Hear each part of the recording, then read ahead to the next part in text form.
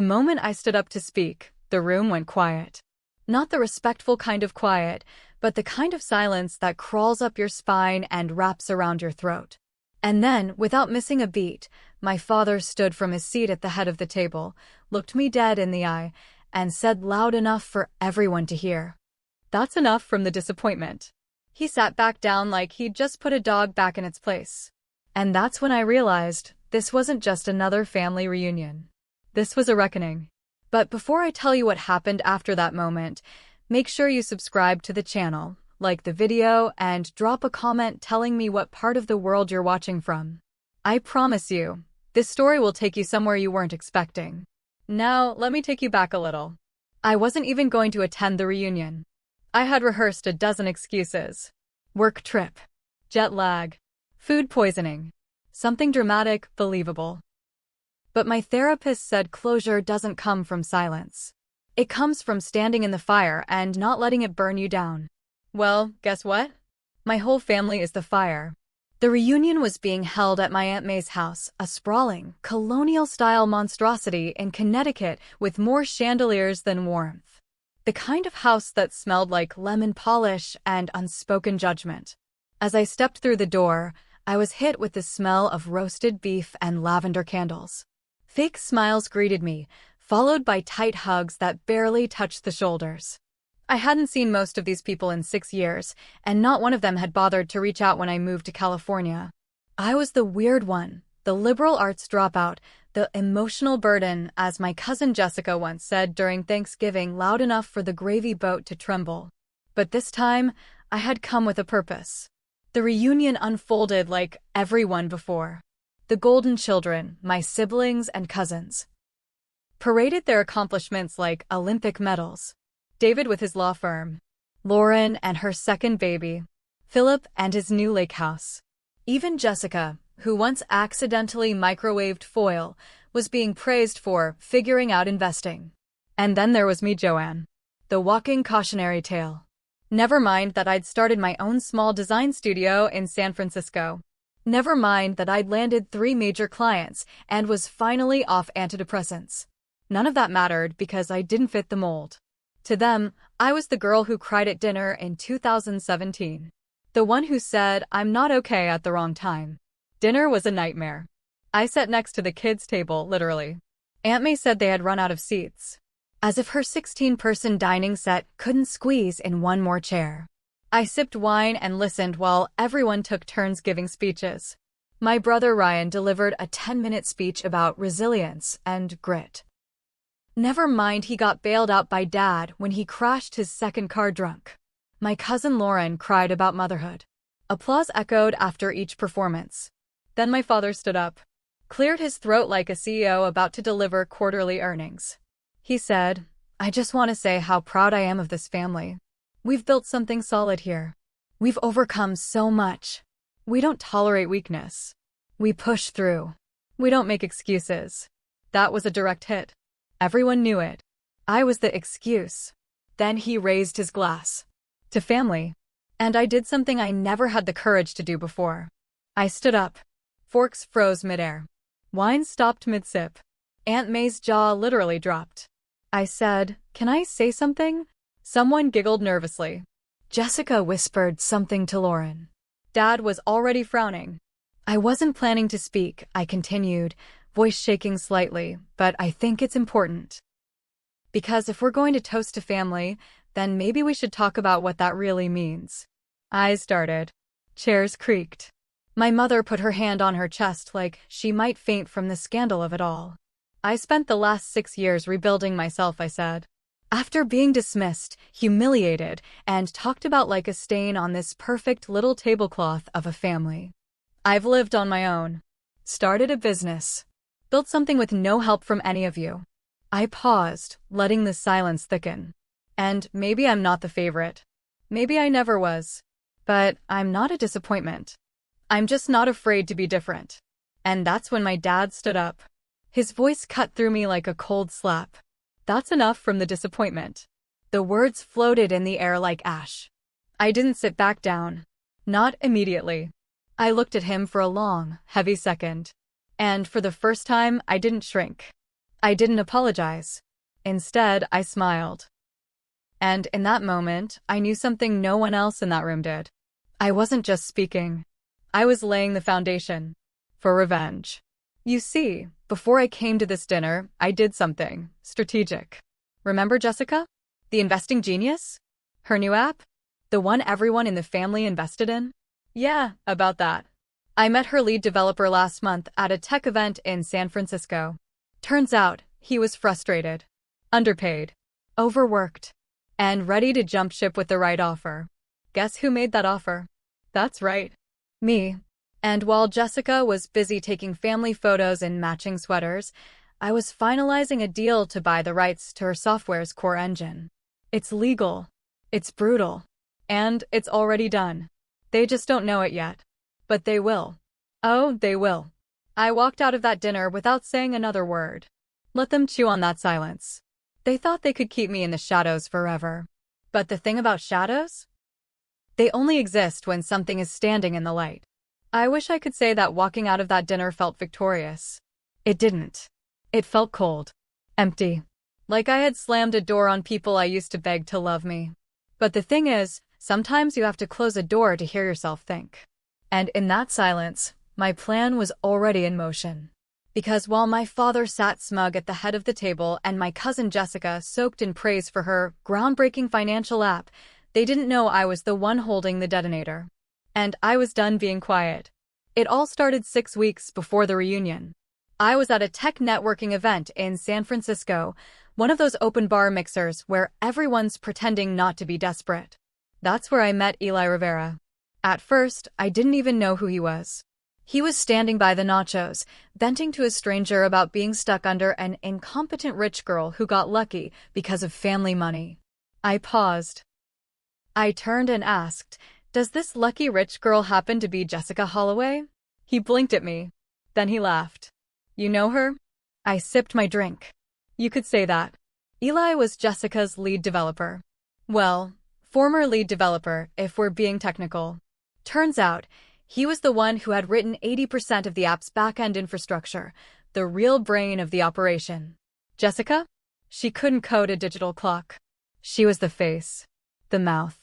The girl who pitched the app at brunch and somehow convinced 5 family members to invest without understanding a single line of what she was selling. And it was working. Until it wasn't. Eli was frustrated, underpaid, and sick of watching Jessica fumble through meetings pretending she understood APIs. I offered to buy him a drink. By the end of the night, I offered him a deal. Here's the thing about me, I don't bluff. While Jessica was cosplaying as a tech entrepreneur, I'd quietly built a freelance design agency into a 6-figure operation.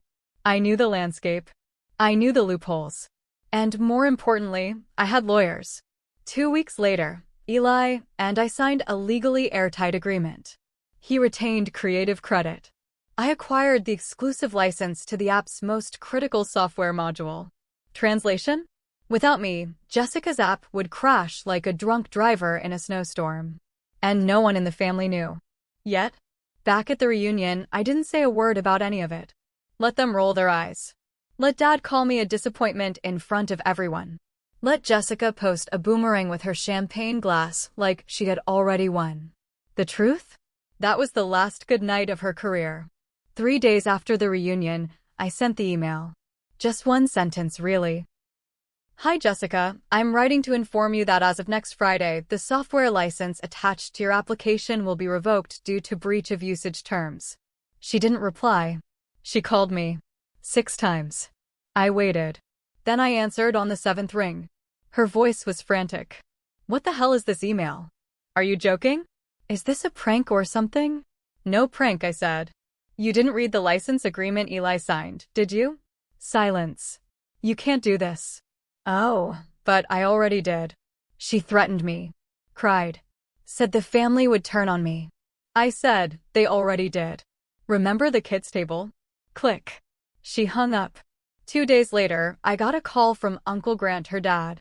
The same man who once told me I should stop being so sensitive and start being more like Jessica. Now, he was groveling, asking if we could work something out. He even said my dad was really disappointed in how I handled things. I laughed. Oh, tell him I said thanks. He always said I'd never amount to anything. Feels poetic, doesn't it? Click. By the following Monday, Jessica's app went down. The investors, mostly family members, started panicking. Emails flooded in. My mother texted a passive-aggressive, "Hope you're happy now." Oh, I was. Because this wasn't just about revenge. It was about proof. Proof that I wasn't the family failure. Proof that I could build, destroy, and rebuild on my own terms. Proof that the girl who cried at Thanksgiving could also orchestrate a corporate takedown with nothing but timing, contracts, and a well-placed glass of wine. You want to know the best part? The silence. The eerie, satisfying silence. No more group chats. No more holiday invites. No more awkward birthday cards signed with pity. They cut me off. Which was adorable. Because by that point, I had already cut the strings. A week after the app shut down, I received a LinkedIn message from an angel investor who had been watching the situation unfold. He said, "I don't know what happened between you and Holloway Tech, but it was the most elegant takedown I've ever seen. Coffee? We met, talked, laughed. Now, Eli and I are co-founders of a new startup. One that doesn't rely on fake blondes with family money or dads who think daughters should stay quiet. We're launching next quarter. And yes, it's already profitable. They say revenge is best served cold. Mine came chilled. In a crystal coupe. With a lime twist. But this isn't where the story ends. Because just when I thought I had the last word, an envelope arrived at my door. No return address. Just one word written on the front. Disappointment. Inside? A handwritten letter. From my father. And what it said? Well, let's just say it changed everything. It had no return address. No stamp. Just a single word written in cold, all-caps handwriting on the front of the envelope. Disappointment. For a moment, I thought it was a prank. Jessica's idea of getting the last laugh. But the second I opened the flap and saw the handwriting inside, I knew. It was from my father. The same man who stood in front of the entire family and publicly labeled me a failure. The same man who never once asked why I left home or how I survived without a safety net. And now he had something to say? The paper shook in my hands. But not from fear. I was steady. I was ready. Whatever he thought he had to say, it was too late. Or so I thought. Joanne. If you're reading this, then I've finally done something you've always asked of me. I've listened. Those were the first lines. And I didn't know whether to laugh or rip it in half. He went on. I don't expect forgiveness. I don't deserve it. When you stood up at the reunion, I saw something I hadn't seen in you since you were a little girl. Fire. Courage. And I was afraid of it. That's why I said what I said. Because if I admitted you were strong, then I'd have to admit I was the one who broke you. My throat clenched. The room felt suddenly smaller. My apartment, once full of victory, now buzzed with ghosts. The letter continued. You weren't the disappointment. I was. I was the father who raised his voice instead of raising his children. I measured success in job titles and bank accounts, not in resilience or truth. But you did what none of us could. You bled, rebuilt, and came back stronger. That's not weakness. That's power. I'm proud of you, Joanne. I just never had the guts to say it out loud. Until now. I stared at those words for a long time. They weren't enough. Not to erase years of silence, mockery, shame. But still, they cracked something open. And then I reached the last part. A sentence that made my heart stop. There's something I need you to know. About the family business. About what I left behind. Now, let me give you some context. My father had always been tight-lipped about his money. He owned a modest logistics company. Nothing flashy. Just warehouses, trucks, and mystery. He used to joke that his greatest investment was in keeping secrets. I didn't realize he meant that literally. Attached to the letter was a second envelope. Thicker. Sealed. Inside? A trust document. With my name on it. And a set of keys. Not just to a safety deposit box, but to his company. It didn't make sense at first. He had 3 other children. My brother Ryan worked with him. Lauren helped with HR. Jessica had been given money for her app. Me? I was the one exiled to the kids' table. So why me? The answer came in the final line of the letter. I gave everything to the child who didn't ask for anything because she was the only one strong enough not to need it. I sat in silence for hours, reading the letter, rereading it, holding the keys like they might burn through my palm. This wasn't revenge. This was a plot twist. And the question burned in my mind. What would I do now with everything they thought I'd never have? The fallout began the moment the will was executed. I didn't even tell them. I let the attorney do it. Jessica called me screaming. Ryan threatened to sue. Lauren sent a passive-aggressive Bible quote about forgiveness. But the truth? They didn't have a case. The paperwork was solid. The transfer was legal. My father had tied everything into that trust 6 months before the reunion. Long before my speech. Long before his letter. And it was mine now. Every truck. Every contract. Every dollar. I flew to Connecticut unannounced. Showed up at the corporate office in jeans and a blazer. Receptionist blinked at me. Can I help you? I slid the legal paperwork across the counter. I'm Joanne Holloway. This company is now under my direction. She looked stunned, but buzzed me in. Inside, I found Ryan sitting at my father's desk, his desk, like he had already inherited the crown. He looked up and paled. You're kidding. I smiled. Not today. I didn't fire him. Not yet. I simply demoted him. Moved him to warehouse oversight in New Jersey. Cold winters. Cold coffee. No company car. Jessica? She tried to negotiate. Begged me to invest in a new version of her app. I told her I was busy rebuilding the family business. She wasn't on my calendar. Lauren? She said I was being cruel. I reminded her that seating someone next to the kids' table is also a choice. Over the next few months, I restructured the entire company. Modernized it. Doubled the revenue stream. I hired Eli as head of digital transformation. We launched a mentorship program for first-gen women in business. We partnered with nonprofits that supported mental health in the workplace. And every time I signed a contract, every time I saw my name on a letterhead, I thought back to the moment my father stood up in that dining room and tried to shame me into silence. He didn't know it then, but he gave me the microphone. Now, I don't go to reunions, but sometimes I get invitations. Thin envelopes with thick perfume. And I hang them on my fridge. Not out of nostalgia. Out of power. Because I was never the disappointment. I was the storm. And they were just too busy watching the rain to realize the thunder had my name on it.